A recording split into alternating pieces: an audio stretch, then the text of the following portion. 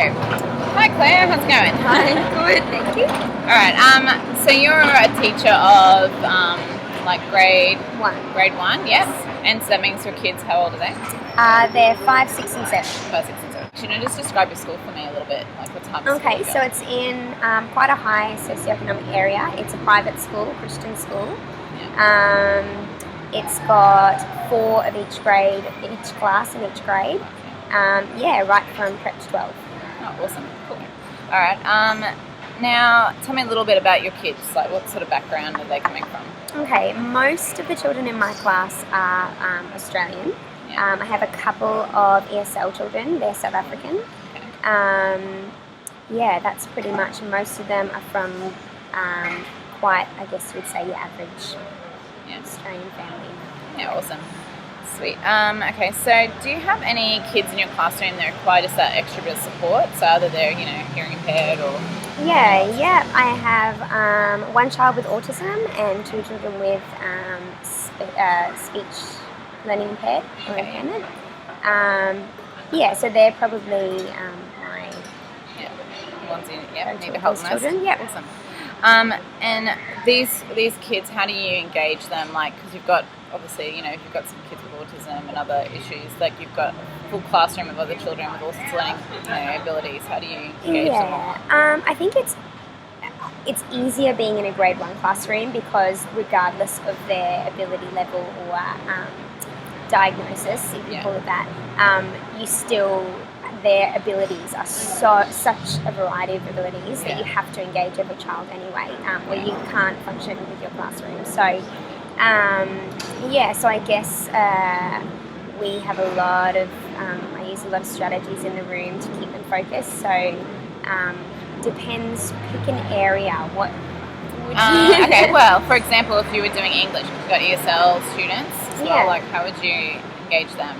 Yeah, so the way I run my English lessons is that all of the lessons are differentiated. So what that means is that they're split into ability and they're also split by needs. So I run a program in my classroom called Daily 5, and that sets up that the kids work independently, but then they can work with the teacher from time to time. So that means that I can teach the children according to where they're at. And what their need is, and that includes those children that are from, with the South African backgrounds, and my child with autism as well. So obviously, do you have to do a lot of pre-planning then? There's a lot of planning, a lot of assessment, but informal assessment. So formative assessment is always going on every week. You're monitoring where the kids are at, and you're teaching to the need of where they need the focus. Yeah. That's sweet. So, like, what do you reckon have been, like, the most helpful? Like, talk to me about Daily 5. What's that about? Yeah, so Daily 5 is a newer program that's used to teach reading and writing in the early years. It is, I think it's, at the moment, kind of the buzz program, I guess. The way that that's set up is that the children have 5 areas. They work on writing, they read to self, they read to someone. I've forgotten the other 2 areas, but they're set up independently, so they're taught over a long period of time so that the children eventually get to a point where I can just pull out 3 or 4 kids at a time, and say, for example, if they're working on their reading and they need work on their expression, then I can pull out Sally, James, John, Ben. The ones that need their work on their expression, I'll pull them out for that 10 minutes and we'll work just on that. And then if I have children that need to work on their decoding strategies, while the rest of the class is working independently, I can pull the next group out. During that time as well, I have parent helpers that come in. I also have learning enrichment staff that come in to supply support for some of the children as well. Oh, awesome. All right, so what advice would you give to other teachers, trying to be inclusive and trying to differentiate their classroom? What's been the best thing that you've tried? Ideologically, big word, but I would say the most important thing is just to approach your classroom as a classroom of individuals. So I find that it doesn't matter my students with ESL or a child with autism.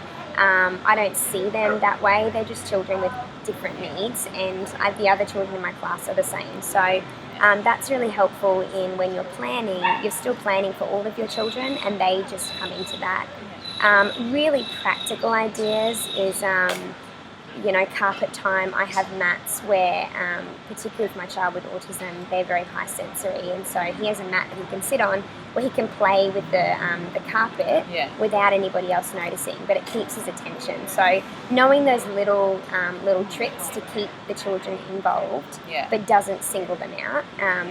At the start of every day, we go through our entire schedule. The whole class loves that and benefits from that. But again, my child with autism, it means that he's not freaked out during the day. If there are any changes, I can go straight back to the timetable and the routine for the day. So, so that's probably my biggest tip, is just recognising that they're all so different and you can't engage every learner with one technique. I use multiple intelligences a lot in my room. And so if I teach something, it's taught in several different ways using several different learning styles, to catch those kids on the edge as well. So,